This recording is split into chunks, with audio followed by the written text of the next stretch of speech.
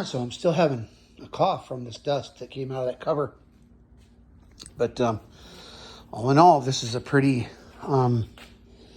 this thing's in pretty good shape. It's got no nicks, dings, dents, holes. It's been protected by me, so it's got a little crack on the nose right here. Not too bad. If we preserve it, make it into a big table, that's what we'll. You can see where the styrofoam. Boy, wow, the dust is something else. Anyway, you can see how his footwork would work up on this board.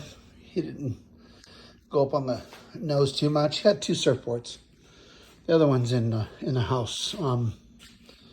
Different kind of surfboard. This is a fiberglass resin board, and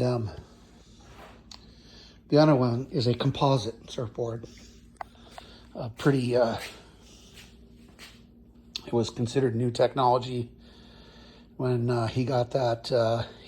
I think when he was 14, because he was starting to get into a lot bigger waves and a lot more turbulent seas and could surf a lot faster. A bigger wave actually than this. This longboard was good for small surf days. Ton of fun to be on, and little 3-foot waves. You can ride if you're a light kid like he was. He wasn't small. He could surf this surfboard for quite some time, and just ride the foam in. And but anyway,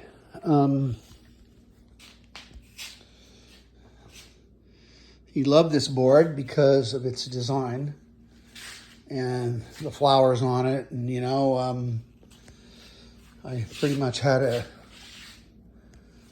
I called him the hippie. If he had a Volkswagen van, he would have been in heaven. One of those old Volkswagen buses, that would have been his dream. You can see where he would stand on his back foot right here. Right here. There's an imprint of his heel right here. This is where he would put his heel in here too. You can see those spots, those imprints. And that's probably one of his hairs right there. That's amazing. He had brown hair. But another heel spot. And then up here, you can see the ridge line of his foot. Right here with his heel, right here. Yeah, another spot right here. Where this was his right foot with his back, his steering foot. So right foot was the back foot. And then you can actually see where he planted his front foot right here. And this is probably where he shifted his heel right into these spots right here.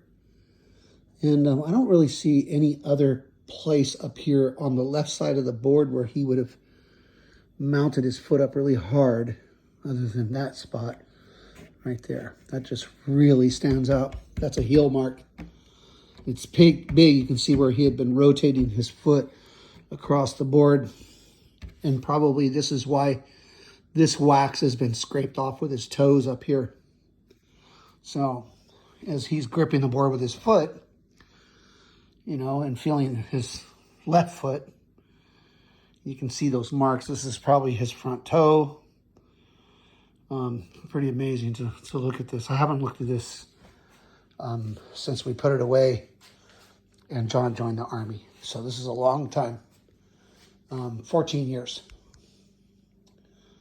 At least 14 years we haven't pulled this board out.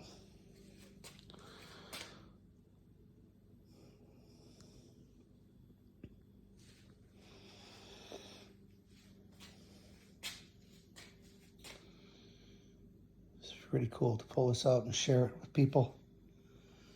And you get to see what your kid used to do. what we wouldn't do to have those days back.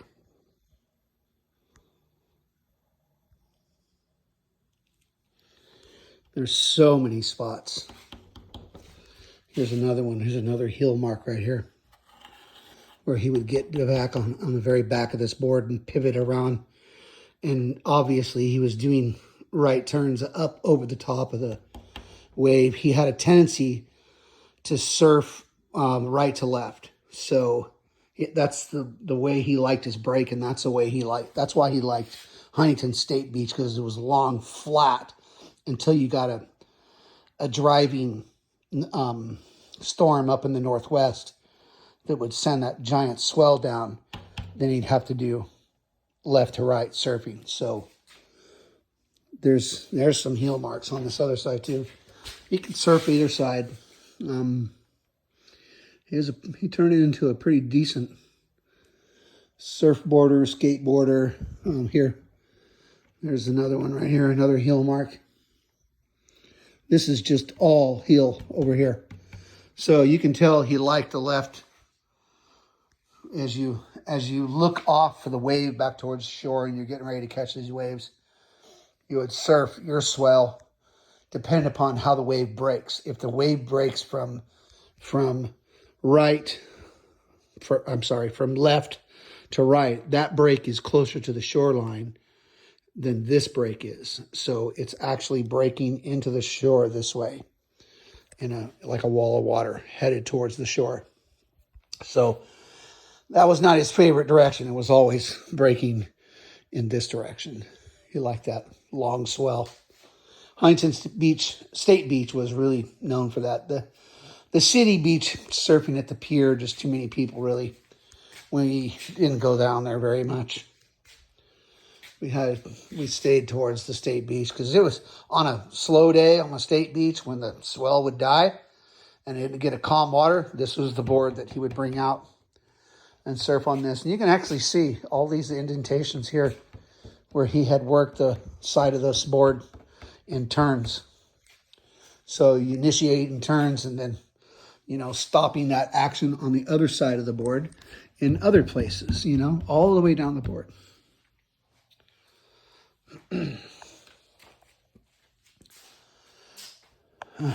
So if anybody out there in YouTube land has an idea what to do with this surfboard, and other than we turned it into a giant table and encapsulate it, please send us an idea. We would greatly appreciate it.